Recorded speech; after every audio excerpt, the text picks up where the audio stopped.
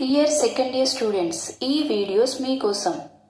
Second year కెమిస్ట్రీలో pass పర్సంటేజ్ని increase చేయాలి అనే ఉద్దేశంతో ఈ వీడియోస్ చేయడం జరుగుతుంది. ఈ వీడియోస్లో కెమిస్ట్రీ సెకండ్ ఇయర్కి సంబంధించిన మోస్ట్ ఇంపార్టెంట్ క్వశ్చన్స్ని క్లియర్గా ఎక్స్ప్లెయిన్ చేయడం జరుగుతుంది. సో ఎవరైతే ఈ వీడియోస్ని తరోగా ఫాలో అవుతారో వారికి కెమిస్ట్రీలో పాస్ అవడంతో పాటు మంచి మార్క్స్ కూడా తెచ్చుకునే అవకాశం ఉంటుంది. So keep following my videos and don't forget to like, share and subscribe my channel. అదేవిధంగా ఈ వీడియోస్ పైన మీ ఒపీనియన్ని కూడా కామెంట్ రూపంలో తెలియజేయండి.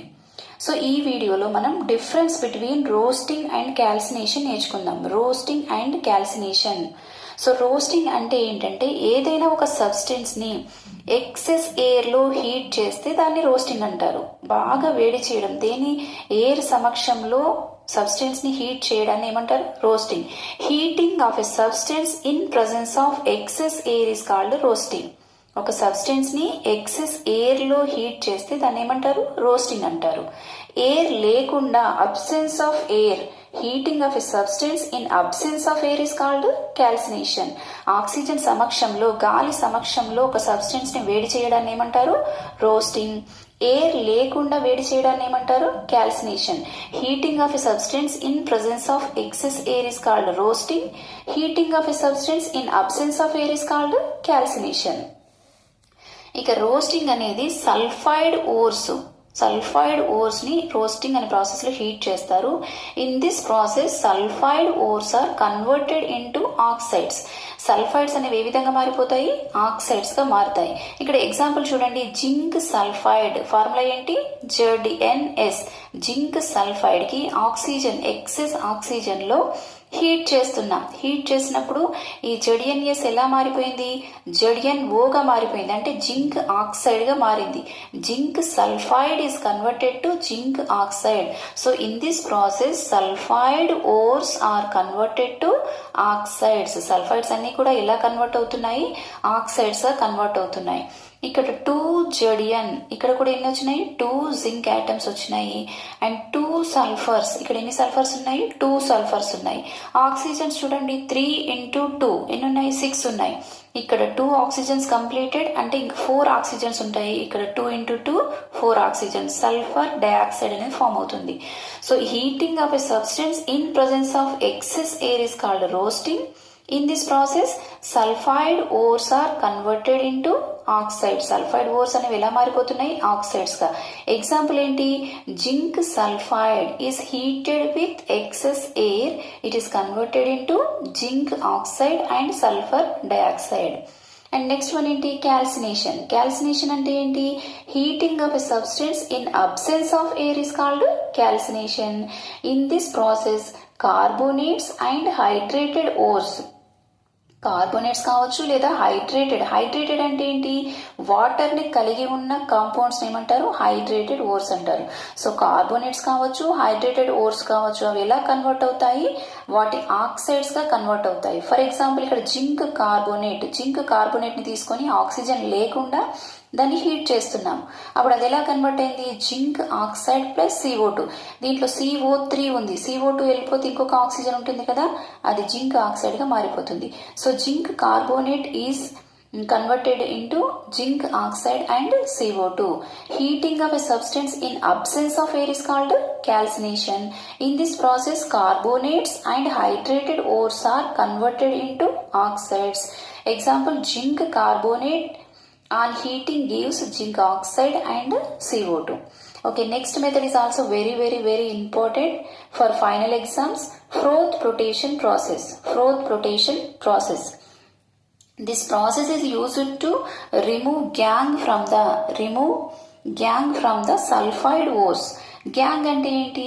ఓర్స్ అనేవి ఎర్త్ నుంచి మనకు దొరికినటువంటి మెటల్ కాంపౌండ్స్. మనం మెటల్ ని ఎక్స్ట్రాక్ట్ చేయాలనుకున్నప్పుడు ఫస్ట్ మనం ఎర్త్ నుంచి ఏం కలెక్ట్ చేసుకుంటాం? ఓర్స్ ని కలెక్ట్ చేసుకుంటాం.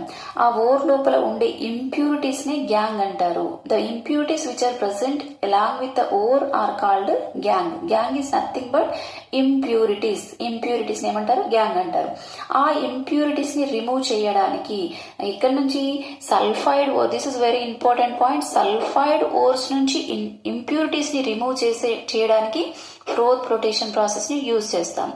This process is used to removing gang from the sulphide ఓర్స్. Gang అంటే ఏంటి? ఇంప్యూరిటీస్. సల్ఫైడ్ ఓర్స్ నుంచి ఇంప్యూరిటీస్ ని రిమూవ్ చేయడానికి ఫ్రోత్ ఫ్లోటేషన్ ప్రాసెస్ ని యూజ్ చేస్తాము.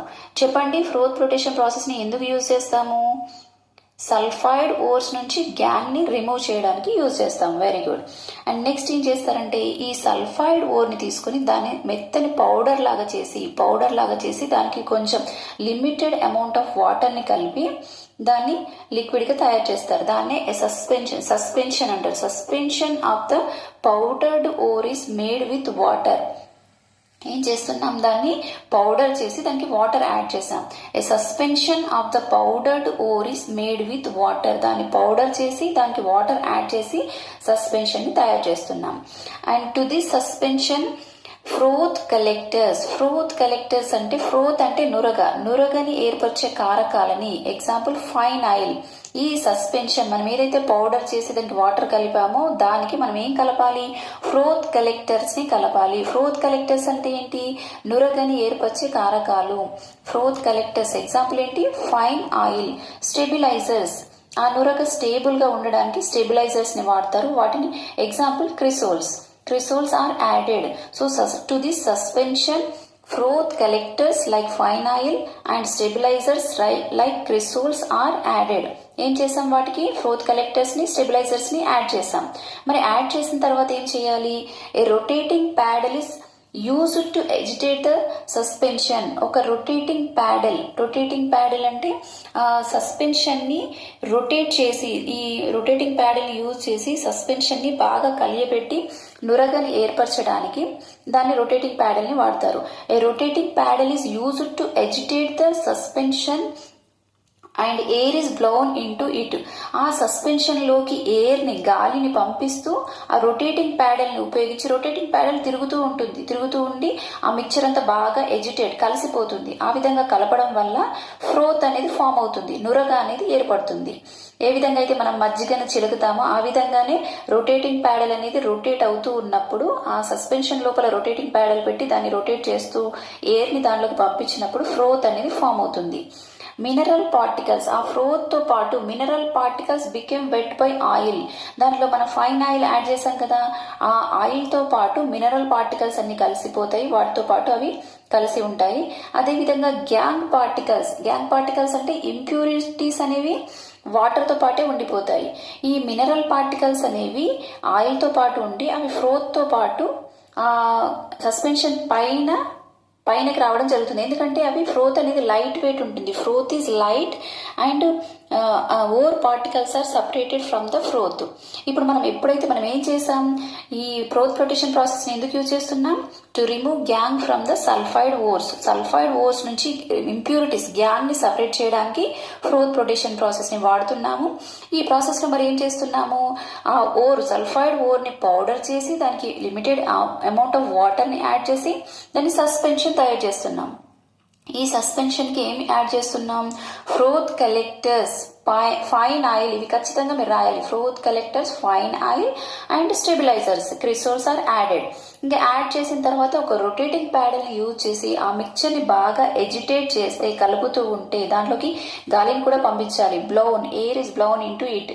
సో దాంట్లోకి ఎయిర్ ని పంపించి రొటేటింగ్ ప్యాడల్ తోని దాన్ని ఎజిటేట్ చేస్తూ ఉంటే ఫ్రోత్ నురగ అనేది ఆ సస్పెన్షన్ పైన వస్తుంది. ఆ నురగ అనేది లైట్ వెయిట్ ఉంటుంది. ఆ నురగ అనేది దాంట్లో వేసిన ఆయిల్ వల్ల, ఫ్రోత్ కలెక్టర్స్ అంటే ఏంటి? ఫ్రోత్ ని ఏర్పరుస్తాయి అన్నాం కదా. సో ఆయిల్ అంతా కూడా పైన నురగలాగా పైకి వస్తుంది. ఆ పైకి వచ్చిన ఆయిల్ తో పాటు మినరల్ పార్టికల్స్, ఇక్కడ చూడండి మినరల్ పార్టికల్స్ అనేవి ఆయిల్ తో పాటు వెట్ అవుతాయి. And gangue particles are become wet by water. అంటే గ్యాంగ్ పార్టికల్స్ వాటర్ తో పాటు ఉండిపోతాయి, మినరల్ పార్టికల్స్ అనేవి ఆయిల్ తో పాటు ఫ్రోత్ లోపల ఆ పైనకి, సస్పెన్షన్ పైనకి వచ్చేస్తాయి. అప్పుడు ఆ ఫ్రోత్ అంతా సపరేట్ చేసి దాని నుంచి మనం ఓర్ ని సపరేట్ చేయొచ్చు. Ore is separated from the froth. This is about the froth flotation process. Thank you one and all.